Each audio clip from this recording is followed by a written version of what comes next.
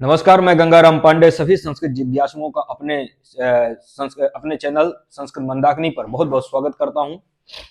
हम लोग लघु सिद्धांत कौमुदी का पूर्व कृदंत प्रकरण पढ़ रहे हैं। पूर्व कृदंत प्रकरण में ये जो सूत्र लिखा हुआ है छवो सूड अनुनासिके चा, इस सूत्र को आज हम पढ़ेंगे। यहाँ पर क्रम से ही पढ़ाया जा रहा है, जैसे कि आप लगातार बने हुए हैं तो आप ये देख रहे होंगे कि यहाँ पर पूरी शास्त्र परंपरा गुरु परंपरा के अनुसार ही क्रम से शास्त्र चल रहा है। उसी परंपरा का निर्वहन करते हुए ये जो सूत्र है छवोह सूड अनुनासिके चा, तो छवोह सूड अनुनासिके चा ये सूत्र है। ये सूत्र क्या कहता है इसके विषय में देखते हैं। पहले यहां पर क्या होता है कि ये छवोह, तो यहां पर क्या होता है कि छ च वाचा, इस प्रकार से यहां पर इतरेतर योग द्वंद्व होकर छवो तयोह छवोह, इस प्रकार से ये पद बना हुआ है। तो छ च वाचा तयो इतरेतर योग द्वंद्व छवो तयोह छवोह, इस प्रकार से ये छवोह जो है ये क्या है, षष्ठ्यंत पद है। तो यहां पर षष्ठी विभक्ति है, षष्ठी में क्या बनता है छवोह। छवोह इसके बाद है सूट, तो सबोह सूट, तो सूड सूड यहां पर सा और ऊट है। तो सूड में क्या है सा और ऊट, इस प्रकार से है यहां पर सा और ऊट। और इसके बाद ऊट क्या है, ये जो ढ है ये क्या है हलंत है, तो आ बचेगा। तो इसके बाद क्या हो जाएगा अनुनासिके चा, तो छवोह शूड अनुनासिके चा, इस प्रकार से इनको अलग अलग कर लेना। ठीक है, समझ में आ गया। एक पद क्या है छवोह षष्ठ्यंत है, सूट प्रथमांत है, अनुनासिके भी सप्तम्यंत पद है, और चा क्या है ये अव्यय पद है। तो इस प्रकार समस्त सूत्र में अनेक पद हैं, अर्थात एक दो छवोह एक सूट दो सा ऊट, ये एक साथ है अनुनासिके सप्तम्यंत च अव्यय पद। तो इस प्रकार से ये सूत्र है छवोह सूट अनुनासिके। सूत्र क्या कहता है, सूत्र से देख लो। सूत्र क्या कहता है कि छवोह, छवोह का मतलब होता है यहां पर छा के साथ चा भी लगा है, और ये चा क्या है, ये पहले ता है, ता को क्या हो जाता है चा हो जाता है। ठीक है, तो जो छवोह का मतलब होता है कि तुक, तुक के सहित जो छकार है, तुक के सहित जो छकार और वकार, तो तुक के सहित जो छा अर्थात सतुक छ, अर्थात तुक के साथ जो छ और वा, इनको क्या होता है सूट। सूट का मतलब होता है सा और ऊट, तो इनको क्या होता है सूड होता है। तो सूट का मतलब क्या होता है छ सा और ऊट। तो इसका मतलब अब ये क्रम से होगा, तो क्रम से होने में क्या हो जाएगा कि जो छ है अर्थात तुक सहित जो छ है, उस तुक सहित छ को क्या हो जाएगा सा हो जाएगा। तो तुक सहित छ को क्या हो जाएगा सा, और इसके बाद क्या है वा, तो वा को क्या हो जाता है ऊट हो जाता है। तो ये है इसका मतलब। ठीक है, तो ये समझ गए। और इसके बाद क्या कहते हैं अनुनासिके, इसका मतलब अब अनुनासिके जो है ये सप्तम्यंत है। सप्तम्यंत होने से इसका अर्थ क्या बनेगा कि अनुनासिक के परे रहने पर। ठीक है, तो समझ में आ गया। अब यहां पर क्या होता है कि सूत्रों में अनुवृत्ति आती है, तो अनुवृत्ति आने से इसका जो समस्त जो अर्थ घटता है वो वृत्तियों से समझ में आता है। अब वृत्तियों में यहां पर देख लो, इसकी जो वृत्ति है यहां पर पूरा इसका अर्थ घट जाएगा। वृत्ति में लिखा है सतुकस्य छस्य वस्य चा क्रमात् सा ऊठ इत्यादेशौ अनुनासिके कौ झलादौ चा किंगिति, ये इसकी वृत्ति है। वृत्ति में सूत्र का समस्त अर्थ घटा हुआ है। यहां पर लिखा है सतुकस्य, सतुकस्य का मतलब होता है कि तुक के साथ, सा तुकस्य, सा मतलब होता है साथ, किसके साथ तुक अर्थात तुक के साथ, छस अर्थात छ और वस्य अर्थात व के स्थान पर। तो छस और वस्य अर्थात छकार और वकार के स्थान पर क्रमशः, क्रमात्, क्रमात् का मतलब होता है क्रमशः। ठीक है, तो ये समझ में आ गया। अब यहां पर ये जो अर्थ यहां पर लिखा हुआ है यहां तक वकार तक, ये जो अर्थ यहां लिखा है ये इतने पद से आ जाएगा। सूत्र का जो इतना पद है छवोह, इसी से यहां तक का अर्थ आ जाता है। सूत्र में जैसे कि मैंने आपको बताया कि छवोह का मतलब क्या होता है कि सतुक के सहित छकार और वकार को। ठीक है, तो ये यही इसकी वृत्ति में भी यही कह रहा है कि सतुकस्य अर्थात तुक के सहित, छस अर्थात छकार, और चूंकि यहाँ क्र चा है तो चा के द्वारा क्या कर देना और, तो और क्या वस अर्थात वकार, तो छकार, छकार और वकार, तो छकार और वकार को क्रमात् अर्थात क्रम से क्या होता है तो सा और ऊठ, इसीलिए यहां पर क्या लिखा है सूड। ठीक है, तो सूड अर्थात सा और ऊठ इत्यादेश अर्थात ये आदेश होते हैं अनुनासिके अर्थात अनुनासिक के परे होने पर। तो ये अनुनासिक है, ये अनुनासिक वहीं पर वृत्ति में लिखा हुआ है अनुनासिक के परे होने पर। और क्या परे होने पर, तो कह रहे हैं कौ झलादौ च किंगिति। तो कौ झलादौ च किंगिति का मतलब होता है कि क्वी प्रत्यय परे रहते, झलादौ का मतलब होता है कि झल आदि में हो, ऐसे किंगिति और गित और कित के परे रहने पर। तो किंगिति के द्वारा क्या लेना है, गित और कित के परे रहने पर। तो कौ का मतलब क्या होता है, क्वी प्रत्यय। जैसे यहाँ पर इस अभी जो सूत्र इसके पहले हम एक वार्तिक पढ़े थे कि बची प्रच्छी आयतस्तु कटप्पु जुस्त्रीणाम दीर्घो असंप्रसारणंच, उससे क्वी प्रत्यय होता है, वो क्वी प्रत्यय ही इसके उदाहरण अभी आएंगे। तो इसका मतलब क्या होता है कि कौ अर्थात क्वी प्रत्यय, झलादौ अर्थात झल आदि में है ऐसे, और किंगिति और गित और कित के परे रहने पर। तो ये सूत्र समझ में आ गया होगा कि ये सूत्र कहता क्या है कि सतुक अर्थात तुक के सहित जो छकार, उस छकार और वकार के स्थान पर क्रम से सा और ऊठ होते हैं। मैंने बता दिया कि यहाँ पर क्या जो छा है अर्थात तुक के सहित जो छा है उसको सा होता है और वा को क्या होता है, ऊठ होता है। तो ये दिमाग में बैठा लो कि जो चा के सहित अर्थात ता के सहित जो छा है उसको सा होता है और वकार को क्या होता है, ऊठ। इसके पहले एक सूत्र पढ़े होंगे षष्ठोटी, षष्ठोटी सूत्र भी यही कहता है, अर्थात वहां पर भी क्या होता है, चा और छा को सकार होता है। ठीक है, तो उसी प्रकार से यहां पर ये काम है जैसे वो सूत्र कहता है। और वकार को क्या करते हैं, तो ऊठ करते हैं, ऐसा ये सूत्र कहता है। इत्यादेशो, ये आदेश होते हैं अनुनासिक के परे रहने पर, कौ झलादौ च किंगिति। अब ये सूत्र घटता कहां है, तो इसको अब देख लो कि ये सूत्र कहां पर पूरी तरह से घट रहा है। तो यहां पर एक उदाहरण लिखा हुआ है, पृच्छतीति प्राट, पृच्छतीति प्राट। ठीक है, तो ये जो प्राट है ना, यही उदाहरण है आपका। ये आपसे ये पूछेगा कि प्राट में कौन सा प्रत्यय हुआ है। एक तो पहले ये दिमाग में पूरी तरह से बैठा लो कि प्राट में जान लो कि प्रत्यय कौन सा हुआ है, किससे प्रत्यय हुआ है। फिर प्राट में जो सतुक सहित जो छकार है उसको सकार किसने किया है। तो ये इतने सूत्रों को दिमाग में बैठा लो, लगभग पूरी तरह से आप किसी भी एग्जाम की तैयारी कर रहे हैं तो क्लियर हो जाएगा। तो प्राट में इसका जो विग्रह करते हैं पृच्छतीति प्राट, पृच्छतीति प्राट का मतलब, पृच्छतीति प्राट इसका मतलब होता है कि पूछने का स्वभाव वाला। अब पूछने का स्वभाव किसी का है, तो अब ये पूछने का स्वभाव, तो स्वभाव आया कहां से, तो स्वभाव आया आक्वेश तच्छील तद्धर्म तत्साधुकारिषु, एक अधिकार सूत्र हम लोग पढ़े थे, उसी सूत्र से यहाँ पर ये वृत्ति ये मतलब अनुवृत्ति आ रही है उनकी, मतलब अधिकार आ रहा है। तो उस सूत्र से तत्स्वभाव, स्वभाव और तच्छील तत्स्वभाव और गिप्स इसके आक्वेश तच्छील तद्धर्म तत्साधुकारी, तो तद्धर्म और तत्साधुकारी ये जो अधिकार है, ये अधिकार यहाँ पर आ रहे हैं। तो पृच्छतीति प्राट, प्राट क्या है, ये आपका उदाहरण है। प्राट में होता क्या है कि यहाँ पर प्रच्छ गीप्सायाम, गीप्सायाम पूछने अर्थ में होती है ये धातु, तो ये यहाँ पर धातु है। तो प्रच्छ गीप्सायाम धातु है, तो प्रच्छ गीप्सायाम इस धातु से क्या कर देना है कि बची प्रच्छी आयतस्तु कटप्पु जुस्त्रीणाम दीर्घो असंप्रसारणंच, जो वार्तिक है उस वार्तिक से यहाँ पर क्या हो जाता है, क्विप प्रत्यय हो जाता है। क्विप प्रत्यय होने पर मैंने आपको बताया था कि इसका सर्वापहारी लोप होता है, अर्थात यहाँ पर कुछ भी नहीं बचता। ठीक है, कुछ भी नहीं बचता, लेकिन यह होता है कि स्थानीय भाव मान करके, अर्थात प्रत्यय लोपे प्रत्यय लक्षणम, प्रत्यय लोपे प्रत्यय लक्षण मान करके क्या कर देते हैं, काम कर लेते हैं। तो प्रच्छ में जब कुछ भी नहीं बचता तो यहाँ पर प्रच्छ ऐसी स्थिति रहती है। जब प्रच्छ ऐसी स्थिति रहेगी तो इसी के साथ में ये जो वार्तिक है कि बची प्रच्छ आयतस्तु कटप्पु जुस्त्रीणाम दीर्घो असंप्रसारणंच, ये जो वार्तिक है, ये वार्तिक साथ में क्या करता है कि एक तो क्विप प्रत्यय करता है, दूसरा काम ये करता है कि ये दीर्घ भी करता है। तो वार्तिक के द्वारा ही दीर्घ भी होता है और वार्तिक के द्वारा संप्रसारण का निषेध भी होता है। तो संप्रसारण का निषेध भी होता है वार्तिक के द्वारा। तो ये इतना समझ में आ गया। अब यहां पर होता क्या है कि एक सूत्र है गृह्या वैव्यधि व्यष्टि विचति पृच्छति भृच्छति भिज्यति नाम की तीचा, ये एक सूत्र है, पूरी तरह से थोड़ा सा मुझे हल्का विस्मरण हुआ है। तो उस सूत्र के द्वारा हो जाता है गृह्या वैव्यधि,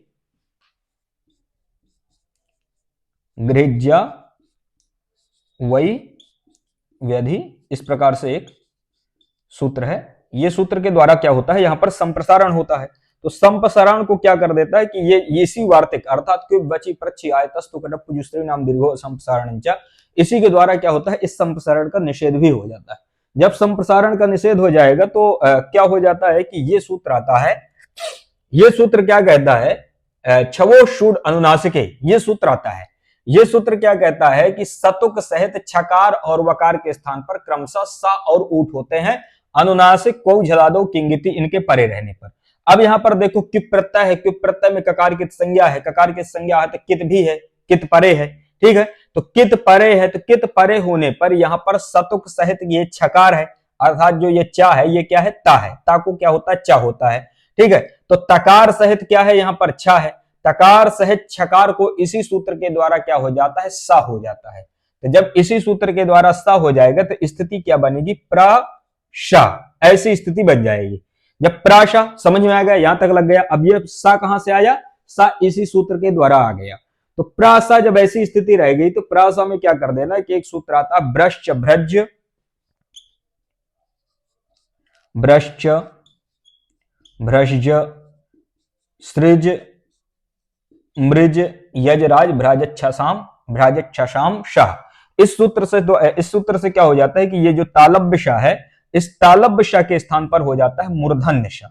तालब्य शाह के द्वारा, तालब्य शाह के स्थान पर जब मूर्धन्य शाकार हो जाता है तो मूर्धन्य शाकार में क्या कर देना है कि इसके बाद यहां पर झलाम जशो अंते, झलाम जशो अंते के द्वारा इसको कर देना जस्प।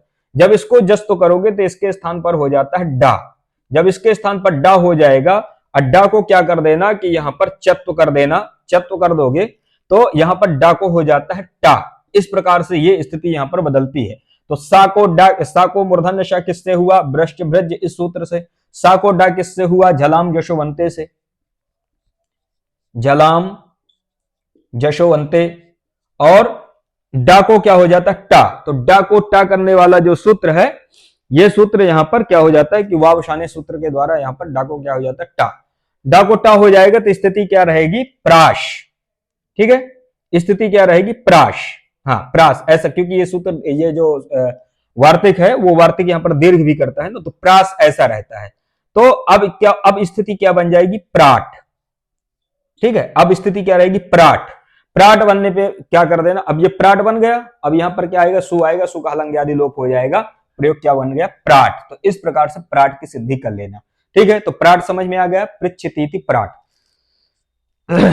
इसके बाद प्राट बनने के बाद दूसरा उदाहरण देते हैं, आयतम स्तौतीति आयतस्तु, आयतस्तु, आयतम स्तौतीति आयतस्तु।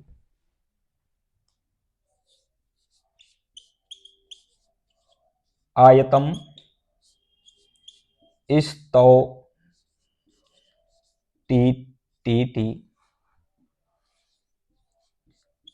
आयतस्तु। तो आयतस्तु जो है वो, आयतस्तु क्या है, आयतस्तु उदाहरण है। आयतस्तु ये जो है ये आपका उदाहरण है। यहां पर आपसे ये पूछा जाएगा आयतस्तु में कि कौन सा प्रत्यय हुआ है, तो ये याद रख लो यहां पर किप प्रत्यय हुआ है। आयतस्तु का मतलब होता है विस्तार से जो तो स्तुति करने का स्वभाव है किसी का, मतलब कोई है जो पूरी हर जितने भी स्तोत्र हैं देवी देवताओं के, सारे स्तोत्रों की एक साथ वो क्या करता है कि मतलब उनका वाचन करता है, उनका पाठ करता है। तो आयतस्तु में क्या होता है कि यहां पर आयत पूर्वक क्या होता है कि स्तु धातु है, आयत पूर्वक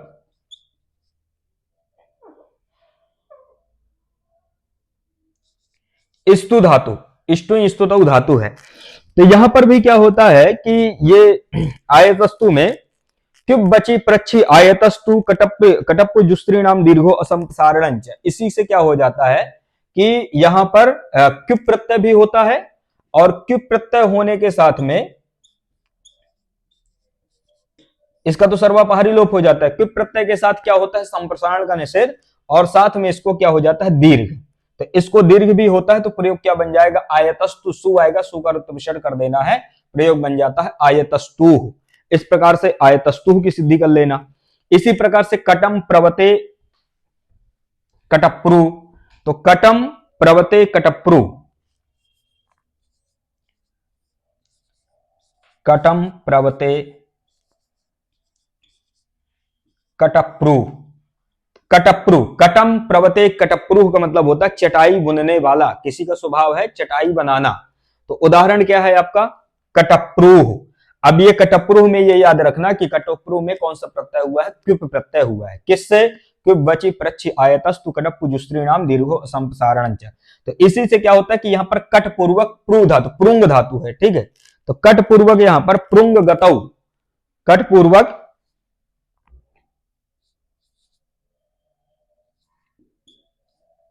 प्रुंग गतौ, तो प्रुंग गतौ धातु है तो क्या होता है, यहां पर प्रू बचता है। प्रू से क्या कर देना,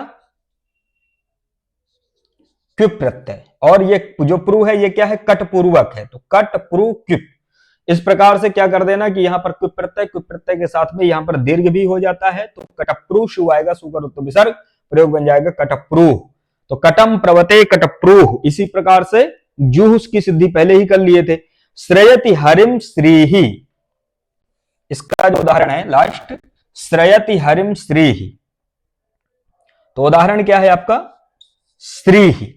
अब श्रीहि में श्रयति हरिम श्रीहि अर्थात हरि की सेवा करने का स्वभाव, या हरि का आश्रय करना चाहता है, या हरि की सेवा, तो हरि की सेवा करने का किसी का स्वभाव है, तो हरि की सेवा करने का स्वभाव किसका है, लक्ष्मी जी का। तो यहां पर क्या होता है कि श्री सेवायाम धातु है, श्री सेवायाम, श्री सेवायाम, ये यहां पर धातु है। श्री सेवायाम धातु में यहां पर भी क्या कर देना है कि श्री, इस धातु से श्री बचेगा, अनुबंध लोप हो जाएगा। श्री में क्या कर देना कि ये यहां पर भी प्रत्यय होने के साथ ही संप्रसारण का निषेध, और श्री को हो जाता है दीर्घ। श्री को दीर्घ होगा, दीर्घ होने पर क्या हो जाएगा कि स्वाद्योत्पत्ति कर देना, स्वाद्योत्पत्ति से पुनः क्या हो जाएगा, गुकार की संज्ञा सकार को रुत्व विसर्ग होकर प्रयोग बन जाएगा श्री ही। इस प्रकार से ये क्युब बची प्रच्छि आयतस्तु कटप्पु जुस्त्रीणाम दीर्घो असंप्रसारणं च, इस वार्तिक के प्रयोग यहाँ पर, ये वार्तिक के प्रयोग यहाँ पर हो जाते हैं पूरे। तो इतने उदाहरण मुख्य रूप से हैं, ये उदाहरण कई बार पूछे भी जाते हैं, इनको पूरी तरह से याद रखना। इसके बाद अब यहाँ पर इष्टन प्रत्यय करने वाला सूत्र आता है, ठीक है। इष्टन करने वाला जो सूत्र है,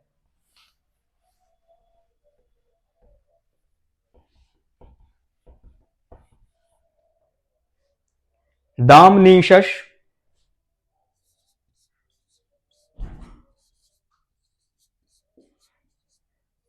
दामनीसस यू युज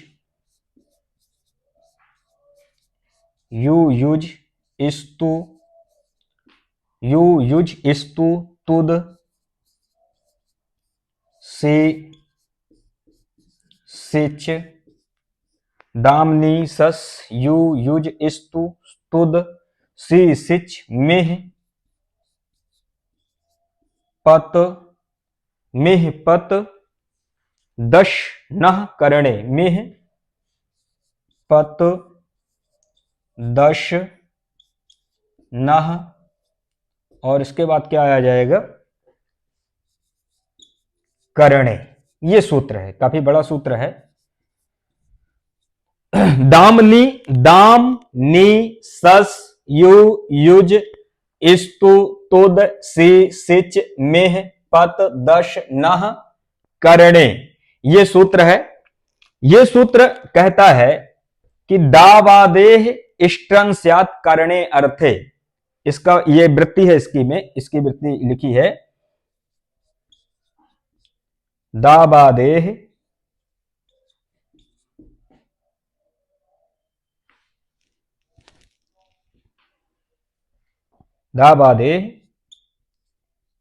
इष्टन करणे अर्थे, इसको अलग ही लिख दे रहा हूं, दावादेह इष्टन स्यात्, तो दावादेह इष्टन स्यात्, इसके बाद यहां पर स्यात् भी लगा लेना, स्यात् ये क्रियापद है, करणे अर्थे, अब ज्यादा सही है, ठीक है। ये इसकी वृत्ति में लिखा है। इसका मतलब ये होता है कि दावादेह, दावादेह का मतलब होता है ये दाप आदि, ठीक है। तो दावादेह मतलब दाप आदि, ये जितनी भी धातुएं हैं, इन धातुओं से करणे अर्थात करण के अर्थ में, ठीक है, करण मतलब साधन अर्थ में या करण अर्थ में क्या होता है, इष्टन प्रत्यय होता है। तो ये याद रखना कि इन धातुओं से करण के अर्थ में, अर्थात कर्म नहीं, कर्ता नहीं, संप्रदान नहीं, बल्कि क्या, करण के अर्थ में क्या होता है, इष्टन प्रत्यय होता है। तो इष्टन प्रत्यय करने वाला सूत्र है। अब यदि आपसे पूछ ले कि इष्टन प्रत्यय करने वाला कौन सा सूत्र है, तो ये सूत्र याद रखना, ये सूत्र इष्टन प्रत्यय करता है। ठीक है, इष्टन प्रत्यय में ये कौन कौन सी धातु है, तो यहां पर जैसे क्या होता है कि दाप, दाम नी शश, तो यहां पर होता है क्या है कि दाप धातु है, इसके बाद नी धातु है, दाप नी, इसके बाद सस धातु, यु धातु, युज धातु, स्तु धातु, तुद धातु, सी धातु, सिच धातु, मिह धातु, पद धातु, दश धातु।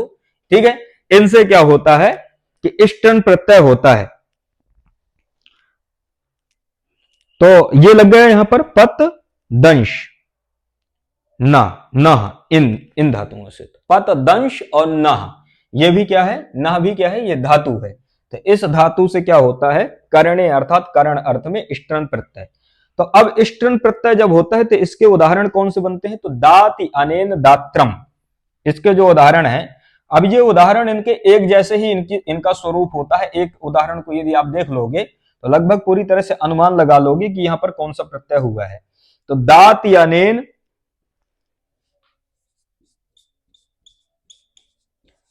दात्यनेन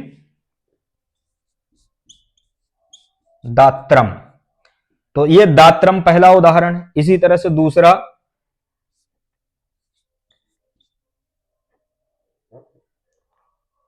दूसरा उदाहरण है नेत्रम।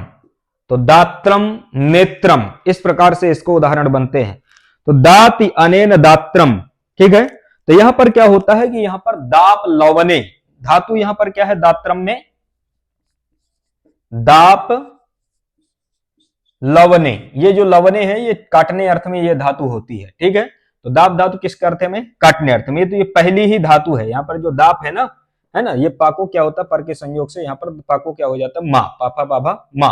ठीक है, तो यहां पर दाप धातु है, दाप लवने धातु है। दाप लवने धातु से ये क्या कहता है सूत्र की करण अर्थ में, तो करण अर्थ कैसे कि दाति अनेन, अर्थात जिसके द्वारा काटा जाए। ठीक है, तो अनेन है जिसके द्वारा काटा जाए, तो जिसके द्वारा काटा जाए तो ये करण अर्थ है ही। तो यहां पर दाप लवने धातु से क्या कर देना है कि इष्टन प्रत्यय कर देना है। तो इष्टन प्रत्यय यहां पर हो जाएगा, तो दाप इष्टन। अब ये जो इष्टन है, ये जो इष्टन है, तो इष्टन में भी क्या होता है कि नकार की हो जाती है संज्ञा हलंत्यम से, और जो मूर्धन्य श है, इस मूर्धन्य शकार को, मूर्धन्य शकार की सह प्रत्ययस, इस सूत्र से मूर्धन्य शकार की संज्ञा हो जाती है। अच्छा, मूर्धन्य शकार की संज्ञा में उसके संयोग से जो टा है वो भी, उसका भी क्या हो जाता है, लोप हो जाता है। ठीक है, लोप नहीं होता, ता को क्या हो जाता है, ता हो जाता है। तो टा के स्थान पर क्या हो जाता, ता, और ता के साथ क्या लगा हुआ है, रा। तो ता के साथ क्या लगा है, रा। तो ता और रा, तारा संयोगे क्या बनता है, त्रा। तो तकार और रकार के संयोग में क्या बनता है, तारा बराबर त्रा, केवल ये रहता है। तो आपको ये याद रखना है कि जो इष्टन प्रत्यय होता है उसमें बचता क्या है, अनुबंध लोप होकर के केवल त्रा, तो केवल त्रा बचता है, ये बिल्कुल दिमाग में बैठा लो। अब यहां पर क्या होता है कि जैसे दाप लवने धातु, दाप लवने धातु से दाप है, ठीक है, तो दा धातु है, तो पकार की संज्ञा केवल क्या रहता है, दा। तो दा से यहां पर क्या कर दो कि जब दा से आप इष्टन प्रत्यय कर दोगे, इष्टन प्रत्यय में केवल क्या बचेगा, अनुबंध लोप होकर त्रा, तो क्या बन जाएगा, दात्रा। दात्रा में क्या कर देना है कि यहां पर धातु चूंकि ये अनिट है, तो अनिट है तो इटागम का कोई प्रयोजन है नहीं। दात्रा में पुनः स्वाद्योत्पत्ति करोगे, पुनः स्वाद्योत्पत्ति करोगे तो क्या आ जाएगा, सु आएगा। सु के स्थान पर क्या कर देना, अमादेश। सु के स्थान पर अमादेश करोगे तो प्रयोग बन जाएगा दात्रम। इस प्रकार से दात्रम की सिद्धि कर लेना है। नेत्रम, नेत्रम में क्या कर लेना है कि यहां पर ऋणीय प्रापणे धातु है, तो ऋणीय प्रापणे धातु से ऋणोना सूत्र के द्वारा क्या कर देना, पहले ऋणी को ना कर देना। तो यहां पर क्या है, ऋणीय प्रापणे, नी प्रापणे धातु है, ऋणोना सूत्र के द्वारा क्या हो जाता है, ना। तो नी धातु है, नी धातु से क्या कर देना, इष्टन प्रत्यय, इष्टन में क्या हो जाता है, ता। तो नीत्रा, नीत्रा जब ऐसी स्थिति रहती है तो यहां पर क्या हो जाता है कि यहां पर गुणाधिकार हो जाते हैं। गुणाधिकार होने से क्या होता है, सु के स्थान पर अमादेश हो जाएगा, सु के स्थान पर अमादेश होने से प्रयोग बन जाएगा नेत्रम। तो यहां पर जो दूसरी धातु है नेत्रम, ये उसका उदाहरण है। इसी तरह से सस, तो सस का उदाहरण क्या बना लेना, शस्त्रम। तो सस का उदाहरण क्या आ जाएगा, शस्त्रम। उसके पहले अब यहां पर एक सूत्र आता है, ति तु त्र त थ सी सुसर कशेषु च। तो ति तु त्र त थ सी सुसर कशेषु च।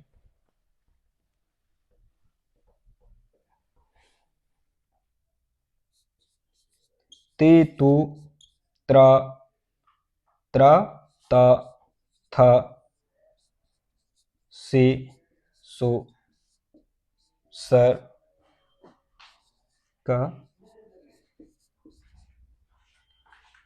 कशेषु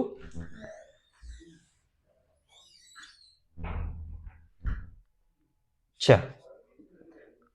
ये जो सूत्र है, ति तु त्र त थ सी सु सर कशेषु च, ये सूत्र है। ये सूत्र कहता है कि एषाम दशानाम कृत प्रत्ययानाम इणना, एषाम दशानाम कृत प्रत्ययानाम इणना। तो एषाम, एषाम अर्थात केषाम, ति तु त्र त थ सी सु सर क, ठीक है। तो इनके 1 2 3 4 5 6 7 8 9 10, ये कहता है कि इनके परे होने पर, ये क्या है, प्रत्यय है। ये जितना, ये सूत्र में जितने भी शब्द हैं ये प्रत्यय हैं, ये प्रत्यय है कृदंत के, ठीक है। तो इसीलिए कहा कि एसाम दशानाम कृत प्रत्ययानाम, एसाम अर्थात ये, दशानाम अर्थात जो 10, कृत प्रत्ययानाम अर्थात जो कृत प्रत्यय हैं, इनके परे होने पर इण नहीं होता। तो ये जो सूत्र है, ये सूत्र इट निषेध सूत्र है। तो ये क्या करता है, इट का निषेध करने वाला सूत्र है। तो ये आप याद रखना कि जो अब उदाहरण बनेंगे, उदाहरण जैसे बनेगा शस्त्रम। अब यहां पर जैसे दो धातु के उदाहरण हो गए, दाप धातु का, नी धातु का। इसके बाद तीसरी धातु क्या है, सस। तो सस धातु है। सस धातु से क्या कर दो कि आप इस सूत्र से दाप नी शश, इसी सूत्र से क्या कर देना, इष्टन प्रत्यय हो जाएगा। इष्टन प्रत्यय होने से अनुबंध लोप होकर क्या रहेगा, केवल त्र। तो शस्त्र ऐसी स्थिति रहेगी, ठीक है। तो शस्त्र ऐसी स्थिति रहेगी। तो यहां पर होता क्या है कि यहां पर आर्धातुकम शेषा से आर्धातुक संज्ञा होती है। आर्धातुक संज्ञा से होने पर यहां पर वलादि लक्षण इट प्राप्त होता है, ठीक है। आर्धातुक सेठ वलादे से वलादि लक्षण इट प्राप्त होता है, क्योंकि यह धातु क्या है, सेठ धातु है। तो वलादि लक्षण जब इट प्राप्त होता है तो इट का निषेध करने के लिए यह सूत्र आता है। यह सूत्र क्या कहता है कि ती तू त्राता था सी सुसर कशेषु च। यह सूत्र कहता है कि इनके प्रत्यय, ये प्रत्यय परे होने पर क्या होता है कि इट का निषेध होता है। तो देखो यहां पर क्या है, ये तीसरा क्या, ती तू त्रा। तो यहां पर क्या है, त्रा प्रत्यय परे है। त्रा प्रत्यय परे होने पर जो बलादि लक्षण इट प्राप्त हो रहा तो उसका क्या कर देगा, निषेध कर देगा। जब उसका निषेध कर देगा तो इनको मिला दोगे, तो मिला दोगे तो क्या बन जाएगा, शस्त्र। सु आएगा, सु के स्थान पर अमादेश कर देना, प्रयोग बन जाएगा शस्त्रम। अब यदि आपसे पूछे कि जो शस्त्रम बनता है, शस्त्रम में कौन सा प्रत्यय हुआ है, तो याद रखना शस्त्रम में इष्टन प्रत्यय हुआ है इस सूत्र के द्वारा। शस्त्रम में किस सूत्र के द्वारा इट का निषेध होता है, तो इट का निषेध करने के लिए ये सूत्र याद रख लेना। तो इसी प्रकार से ये जितनी यहाँ धातुएं हैं, इन सभी धातुओं के उदाहरण, जैसे कि यु से योत्रम बन जाता है, ठीक है, और युज से योक्त्रम, इसी तरह स्तु से स्त्रोत्रम, तोत्रम, सेत्रम, सेक्रम, मेढ्रम, पत्रम, दंष्ट्रा, नष्ट्री, दंष्ट्रा और नद्धि, ये सारे उदाहरण लिखे हुए हैं, यहां देख लेना। मुख्य रूप से ये उदाहरण थे, इन उदाहरणों को मैं आपको बतला दिया। बाकी यहाँ उदाहरण है, इनको केवल याद ही रखना है। बाकी ये मुख्य रूप से ये दो सूत्र यहाँ पर याद रखना। तो ये तो हो गया इष्टन प्रत्यय वाले उदाहरण। इष्टन प्रत्यय के बाद, इसके बाद इत्र प्रत्यय वाले उदाहरण आते हैं। तो इत्र प्रत्यय करने वाला एक सूत्र आता है, अर्ति लू धू सु खन सहचर इत्र।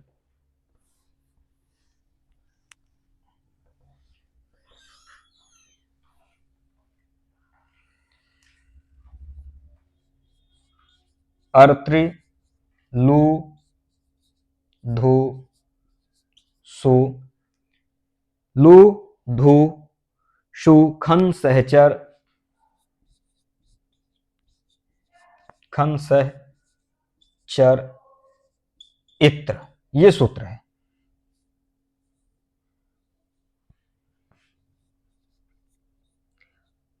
ठीक है।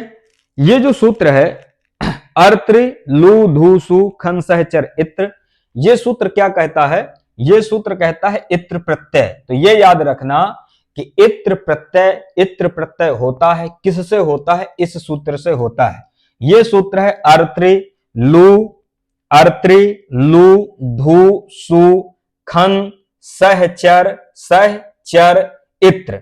इसका मतलब ये होता है कि इन धातुओं से, अर्त्री मतलब होता है री, अर्ती का मतलब क्या है यहां पर? री, ठीक है। तो री धातु, इसके बाद लू धातु, लुईन छेदने धातु है, इसके बाद धू धातु, सु और खन सहचर, इन धातुओं से करण के रहने पर, अब ये जो करण के रहने पर ये कहां से आ गया? अर्थात करण अर्थ में, तो ये आ गया पूर्व सूत्र से, क्योंकि पूर्व सूत्र ये जो है दाम नीशस यु युज स्तु तुद सी सिच मिह पद दशनः करणे, ये सूत्र कहता है कि करण अर्थ में क्या होता है? इष्टन प्रत्यय होता है। तो करण अर्थ पूर्व सूत्र से आ जाता है। तो अर्थ क्या लगाएंगे इसका कि री लू धू सु खन सह चर, इन धातुओं से करण अर्थ में, क्या करण अर्थ में? इत्र प्रत्यय होता है। तो ये याद रखना, इत्र प्रत्यय होता है। इत्र प्रत्यय में होता क्या है कि यहां पर अनुबंध लोप कुछ होता नहीं है, इत्र ही रहता है।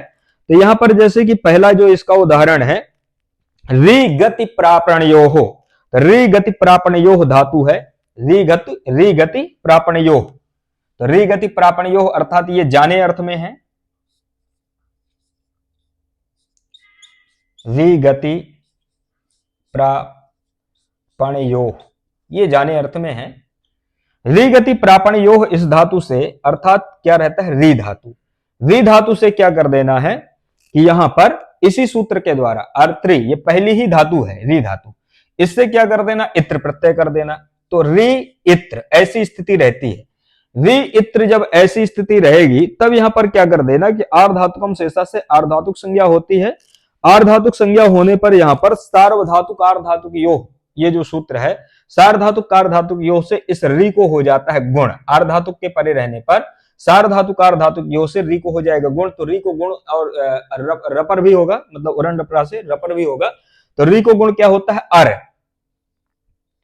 री को गुण क्या होता है? अर, ठीक है। तो अर और इत्र ऐसी स्थिति रहती है, अर इत्र। अर इत्र जब ऐसी स्थिति रहती है तो आप इनको मिला दो, वर्ण सम्मेलन कर दो। वर्ण सम्मेलन करोगे तो प्रयोग बन जाएगा आरित्र, ठीक है। अर रा मिल जाएगा ई से, तो प्रयोग क्या बन जाएगा? आरित्र। आरित्र बनने के बाद पुनः क्या कर देना? स्वाद्योत्पत्ति। स्वाद्योत्पत्ति से सु के स्थान पर यहां पर हो जाएगा अमादेश। अमादेश होने से प्रयोग क्या बन जाएगा? आरित्रम। क्या प्रयोग बन जाएगा? आरित्रम। अब यदि आपसे यह पूछे कि अरित्रम में कौन सा प्रत्यय हुआ है, तो बिल्कुल दिमाग में बैठा लो कि अरित्रम में इत्र प्रत्यय हुआ है। इत्र यहां पर जो है ना, ये स्वरूप को देख लेना, आरित्र, अर इत्र, इत्र प्रत्यय ही है। किससे? अर्त्री लू धू सु खन सहचर इत्र। तो इस प्रकार से इसको बना लेना। इसी तरह से जैसे अरित्रम बन गया री धातु से, तो री धातु के बाद दूसरी धातु क्या है? लू। तो लू धातु से बना लेना लवित्रम, ठीक है। लू धातु से क्या कर लेना? लवित्रम।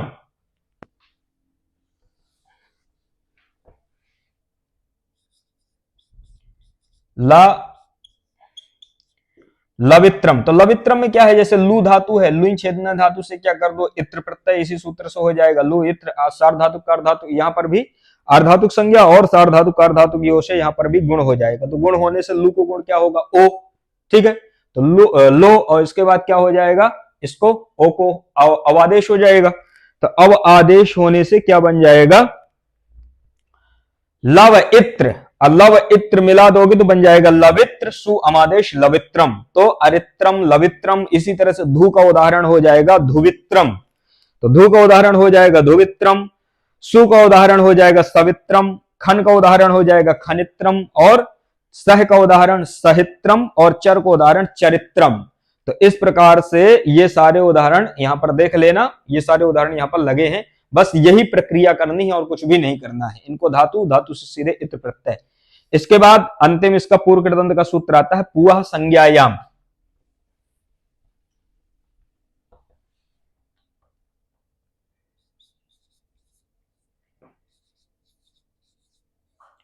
पुआ संज्ञायाम। तो पुवः संज्ञायाम, ये जो सूत्र है पुवः संज्ञायाम सूत्र कहता है, संज्ञायाम का मतलब होता है कि संज्ञा में, ठीक है, संज्ञायाम अर्थात संज्ञा में यहां पर पू धातु से करण अर्थ में इत प्रत्यय करता है, ठीक है। तो पुवः, पुवः क्या है, यहां पर पंचम्यंत पद है, तो पुवः पंचम्यंत है, संज्ञायाम क्या है, सप्तम्यंत पद है।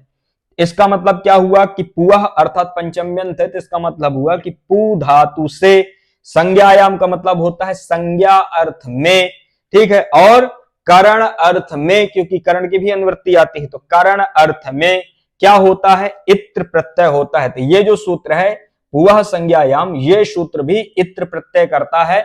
बिल्कुल दिमाग में इनको बैठा लेना कि पुवः संज्ञायाम इत्र प्रत्यय करता है। इसका उदाहरण बनता है पवित्रम। तो पवित्रम में होता क्या है कि यहां पर पुंग पवने और पुई पवने दोनों धातुओं से, पुंग पवने पुई पवने, इन दोनों धातुओं से यहां पर पुंग धातु और पुई धातु, ये दोनों पुंग पवने पुई पवने, इन धातुओं से क्या कर देना कि यहां पर पुवः संज्ञायाम सूत्र से क्या कर देना है, इत प्रत्यय कर देना है। तो यहां पर जैसे अनुबंध लोप होकर क्या होता है, पू धातु, पू धातु से क्या कर देना, इत प्रत्यय, इत प्रत्यय कर दोगे। जब इत प्रत्यय हो जाएगा, ऐसी स्थिति पर आर्धातुकम शेषा से आर्धातुक संज्ञा कर देना। आर्धातुक संज्ञा होने पर सार्वधातुक कार्धातुक यो से इसको क्या हो जाएगा, गुण हो जाएगा। तो इसको गुण होगा तो ऊ को गुण क्या हो जाता है, ओ होने पर यहां पर क्या है, अचपरे है, अचपरे होने पर यहां पर क्या हो जाता है, एचो अवश्य ओ को अवादेश हो जाएगा। अवादेश होगा तो क्या बन जाएगा, पवित्र। अब पवित्र, इसके बाद सु के स्थान पर अमादेश बन जाएगा पवित्रम। तो ये बिल्कुल दिमाग में छाप लो, बैठा लो कि यदि ये पूछ ले कि पवित्रम में कौन सा प्रत्यय हुआ है, तो पवित्रम में इत्र प्रत्यय हुआ है। किससे इत्र प्रत्यय हुआ है, पुवः संज्ञायाम, इस सूत्र से। तो इसके साथ में यहीं पर पूर्व कृदंत प्रकरण समाप्त होता है। इसके बाद हम लोग उत्तर कृदंत प्रकरण पढ़ेंगे। आशा करता हूं कि आपको ये बहुत अच्छा समझ में आता होगा। यदि अच्छा लगता है तो इसको शेयर कर दो, सब्सक्राइब कर दो, लाइक भी कर दो। इसी के साथ में फिर यहीं पर समाप्त करते हैं, फिर मिलते हैं अगली कक्षा में। नमस्कार।